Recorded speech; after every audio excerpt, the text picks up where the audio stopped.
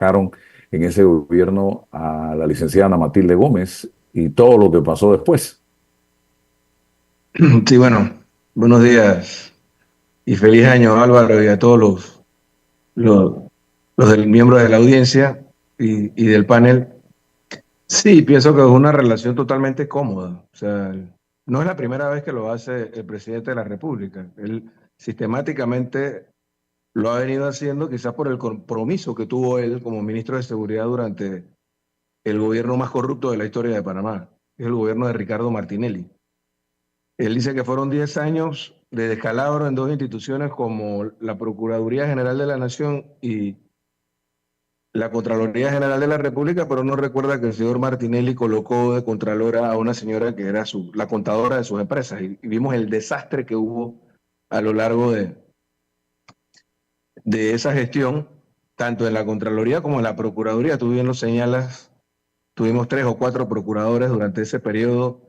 Se forzó un fallo en la Corte Suprema de Justicia para sacar de la Procuraduría a una piedra en el zapato como lo era Ana Matilde Gómez, porque él quería, me refiero a Ricardo Martinelli, y el señor Mulino formaba parte de ese equipo de gobierno, él quería tomar control del Ministerio Público para utilizarlo políticamente como en efecto lo utilizaron. Contra expresidentes de la República como Ernesto Pérez Valladares o Martín Torrijos, y también contra dirigentes de todos los niveles de la oposición. Nosotros recordamos los procesos judiciales que se le establecieron a representantes, a diputados, a alcaldes del PRD, a muchos de los cuales forzaron a cambiarse al Partido Cambio Democrático. Si te cambiabas a Cambio Democrático, te salvabas.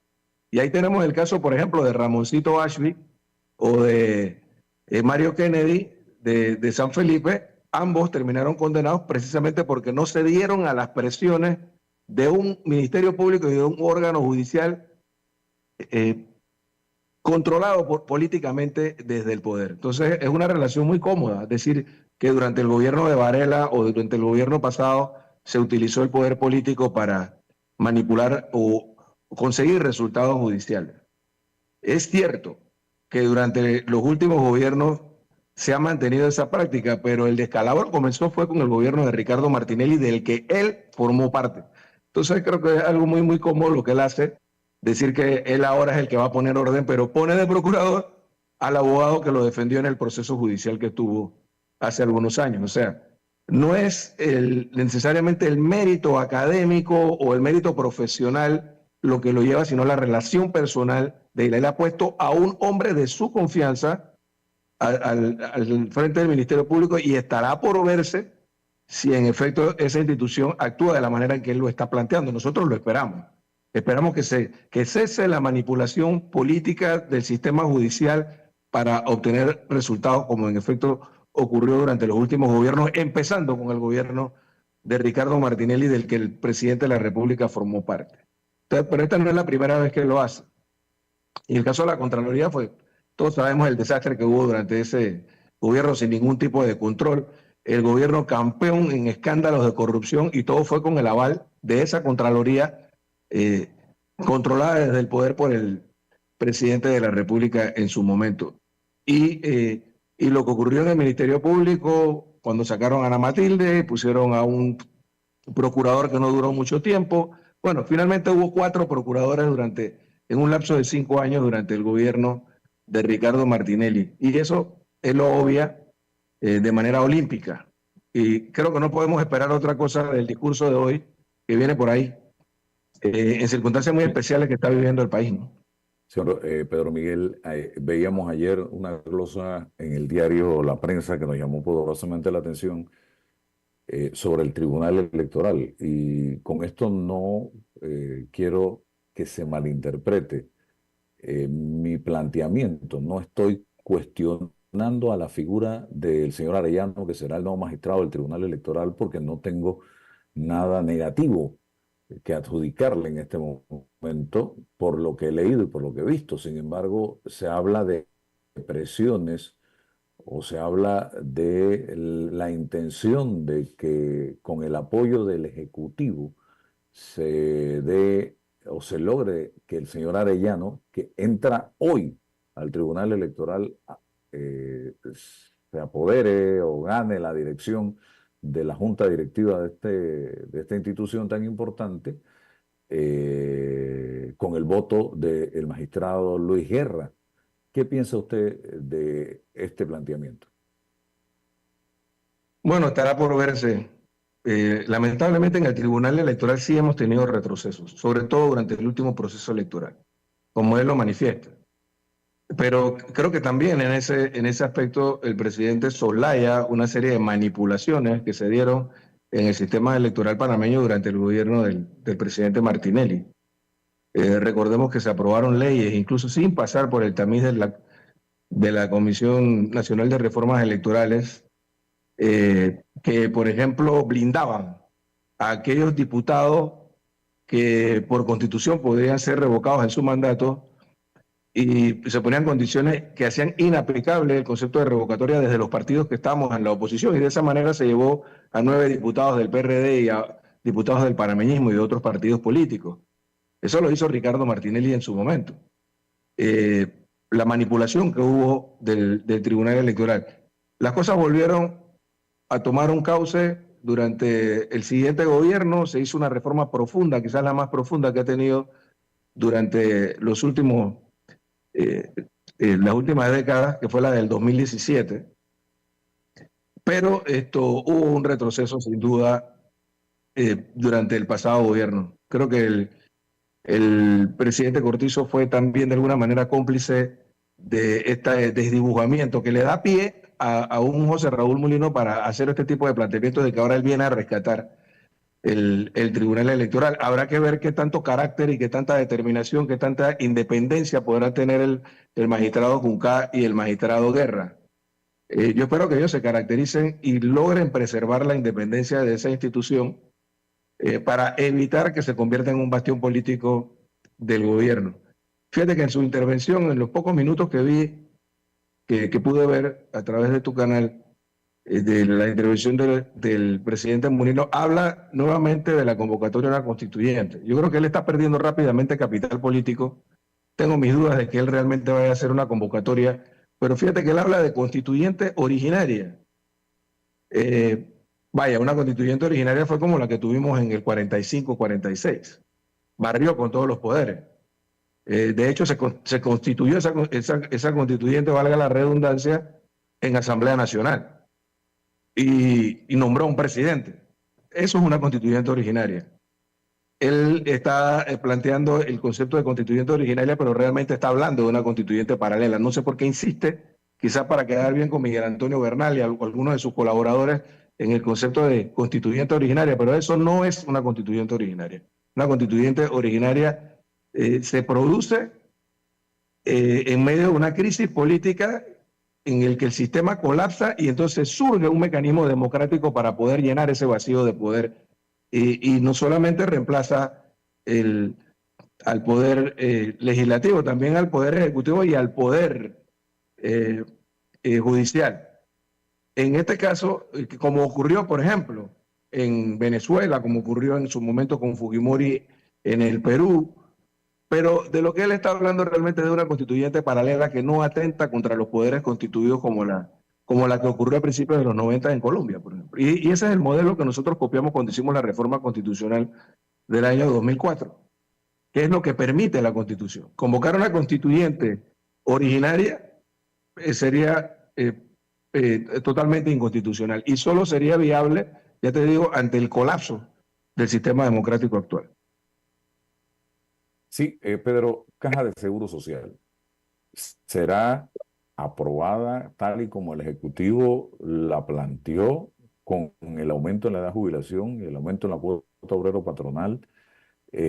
Cuando aquí diputados han dicho, el propio Cristiano Adames conversando con nosotros, que no les han dado la brújula y que no saben ni si a ciencia cierta los pronósticos que se han planteado, las corridas que se han planteado, son ciertas, porque no tienen las herramientas necesarias para determinar en cuánto tiempo eh, puede mantenerse viva una reforma de esta naturaleza.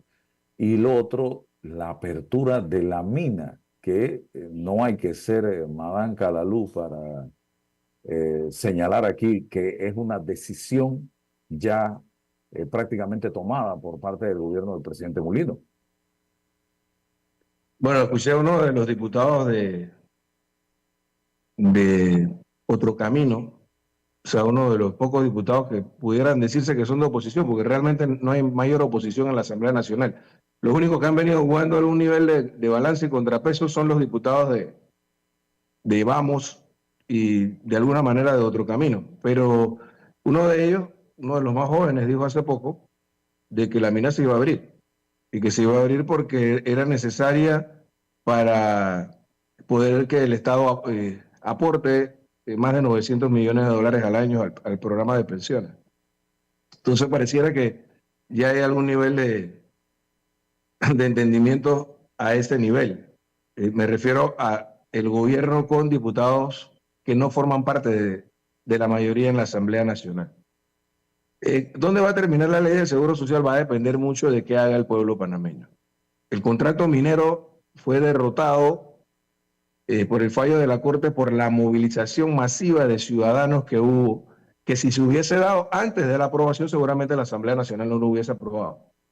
Si las organizaciones populares, las organizaciones sociales, los gremios, las organizaciones sindicales no actúan a tiempo, es probable que se apruebe una ley parecida a lo que presentó el órgano ejecutivo, que creo que sería lamentable, porque son dos conceptos distintos. Y lo he explicado en otras entrevistas. Cuando nosotros tomamos la decisión hace casi 20 años de reformar la ley del Seguro Social, lo hicimos en un contexto totalmente distinto al que tenemos ahora. Teníamos en ciernes el proyecto de ampliación del canal y teníamos que tomar medidas sobre las finanzas públicas por un lado y sobre el programa de pensiones del Seguro Social para poder garantizar su supervivencia y al mismo tiempo poder mejorar las condiciones para adquirir el financiamiento que promovía la ampliación del canal. Y todos los cálculos que se hicieron en el año 2005, 2004, 2005, cuando discutíamos aquella reforma, indicaban una proyección de crecimiento económico del Producto Interno Bruto de alrededor del 4%, promedio, proyectado a 15, 20 años. Pero la realidad no fue esa, Álvaro. La realidad fue que nosotros entramos al año 2006 con estos dos problemas resueltos, después de la reforma fiscal y de la reforma del Seguro Social, en otras condiciones, y Panamá despegó y voló, de tal manera que en 10 años ya teníamos triplicada la economía nacional. ¿Qué ha ocurrido? Se creó este segundo pilar como una alternativa para poder darle extensión al programa de pensiones en el tiempo, pero la Caja de Seguro Social, su estructura organizativa, nunca individualizó las cuentas. Entonces hay una masa importante de recursos. Hipotéticamente, si no hubiésemos creado ese segundo pilar, tendríamos hoy casi 15.000 millones de dólares en reserva y nadie estaría hablando de reforma al sistema de pensiones, al menos no con la urgencia que se está planteando en este momento. Entonces, creo que hay dos posturas distintas. Una es la que dice que la responsabilidad de las pensiones es de los patronos y los empleados, exclusivamente. Y que el Estado simplemente debe garantizar que se den las condiciones para que con los aportes de los trabajadores y los aportes de los patronos se resuelva el tema de las pensiones. Esa es la postura de los que están dirigiendo el gobierno hoy. Es decir, tirarle toda la carga financiera del ajuste financiero, luego de que el Estado le dio la espalda por 3 gobiernos consecutivos, tirarle la carga a la sociedad, sobre todo a los sectores más necesitados. Y estamos aquellos que pensamos que se puede corregir lo que ocurrió en el año 2005 y que es posible regresar, como lo están planteando la mayoría de las organizaciones sociales, al sistema solidario, utilizando precisamente esas reservas que se fueron acumulando en el segundo pilar. Alguien decía en una entrevista, uno de los que apoyan la iniciativa del gobierno, que esto sería despojar a todos aquellos jóvenes que empezaron a cotizar a partir del año 2008. Ese es un enfoque equivocado, porque de lo que se pretendería en todo caso es incorporarlos a ellos a un sistema mucho más humano, a un sistema realmente solidario, a un sistema como el que hemos tenido hasta ahora. Entonces ese es el choque. No veo la forma en que se pueden conciliar las dos posturas. Y aquí, si no hay una movilización masiva, popular, a tiempo, es muy probable que los diputados se dejen llevar por los supuestos expertos que no, como bien lo han planteado, no presentan corridas, no presentan nada que sustente técnica y científicamente sus posiciones, y entonces tengamos a una Asamblea Nacional presionada a partir del día de hoy por el órgano ejecutivo, muchos de los diputados queriendo salvarse, tener el respaldo del gobierno para hacer un mejor trabajo político en sus circuitos y reelegirse en el año 2029, y entonces cedan a las presiones del Ejecutivo para para darle continuidad a un proceso que nos va a llevar hacia el futuro a una sociedad mucho más desigual. O sea, el modelo que han presentado ellos, y eso lo deben saber los jóvenes, los que empezaron a cotizar a partir del año 2008 y hasta ahora, es ni cerca de lo que tenemos hoy. Hoy te puedes pensionar con el 60%, si tienes las cuotas básicas, con el 60% del promedio de tus 10 mejores años. Lo que ellos están planteando es que tienes que cotizar ya no 20, sino 25, 30, o probablemente por la pingüedad el poco valor de esa posible pensión, tengas que seguir trabajando el resto de tu vida. Porque el cálculo que se hace ronda entre el 20 y el 30% en el mejor de los casos del promedio de toda tu vida laboral. Entonces le quitas al Estado esa carga. Ahora, Álvaro, ¿cómo se resuelve financieramente el tema? Habría que unificar las reservas, ganar el tiempo suficiente, 7, 8, 10 años, para que el Estado se fortalezca financieramente y pueda darle la cara y aportar lo que sea necesario. Aquí hay que reducir la corrupción. Todos los gobiernos lo planteamos, pero aquí se despilfarra, como se despilfarró desde el gobierno de Ricardo Martinelli y los gobiernos subsiguientes, muchos recursos en corrupción, por ejemplo. Y sí es posible porque hemos visto los ejemplos en otros países donde sí están ocurriendo reformas profundas para combatir la corrupción. Algunos vecinos incluso de nuestro país. Y además la corrupción no solo gubernamental, sino la corrupción empresarial. Aquí la evasión fiscal año tras año ronda los 6, 7, 8 mil millones de dólares al año. Con que se redujera en un 30%, tendríamos en el Estado los recursos suficientes para poder hacerle los aportes al programa de pensiones. Nuestra posición es que el Estado tiene que darle la cara. El Estado que le dio la espalda durante los gobiernos de Ricardo Martinelli, Juan Carlos Varela y Laurentino Cortizo debe darle la cara al problema y compensar desde su finanza ese déficit. Es la única forma en que pudiéramos mantener un sistema que sea solidario, porque hacia donde estamos avanzando es hacia una sociedad inhumana y todavía mucho más desigual que la que tenemos. Imagínate tú, un joven que pueda cotizar a lo largo de su vida laboral, y no te voy a poner un salario mínimo, de alrededor de $2,000 en promedio, tendría dentro de unos 20 o 30 años, Álvaro, una pensión de $600. ¿Quién puede vivir con eso? ¿O quién va a poder vivir con $600 dentro de 20 o 30 años? Nadie. Entonces te obligan a seguir trabajando el resto de tu vida porque no vas a tener las condiciones para hacerlo. Entonces, el Estado ha subsidiado todo tipo de sectores productivos y hasta no productivos, pero no es capaz de darle la cara a ese sector, a esa masa laboral que se sacrificó a lo largo de toda una vida para garantizarle pensiones dignas a los pensionados anteriores. Hay un segmento incluso, Álvaro, y esto no lo sabe mucha gente.